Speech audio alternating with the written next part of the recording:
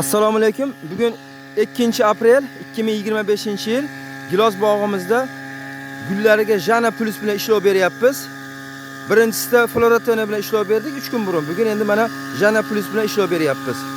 Gullarni ushlab qolishi, baquvvat qilish uchun xizmat qiladi bu dori.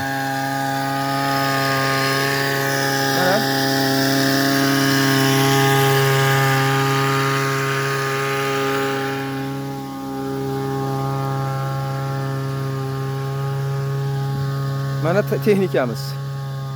Mana olmalar. Olmalar ham juda chiroyli bo'lib gullagan.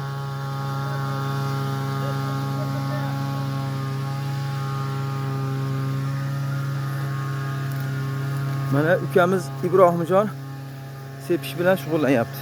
Juda epchil bor mana, yugurib qilyapti ishda. Malades Ibrohimjon. Rosa gullagan giloslarimiz.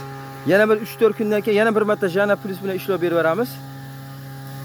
Shunda xudo xolasa hosildorlik yaxshi bo'ladi. Tagidan ham oziqa beramiz xudo xolasa. Tagidan azot, fosfor, kaliyli oziqani beramiz. Ertaga yoki bugun obeddan keyin ildizdan ham beramiz. Chunki mevani boqolmay qolishi mumkin daraxt. E'tiborlar uchun rahmat.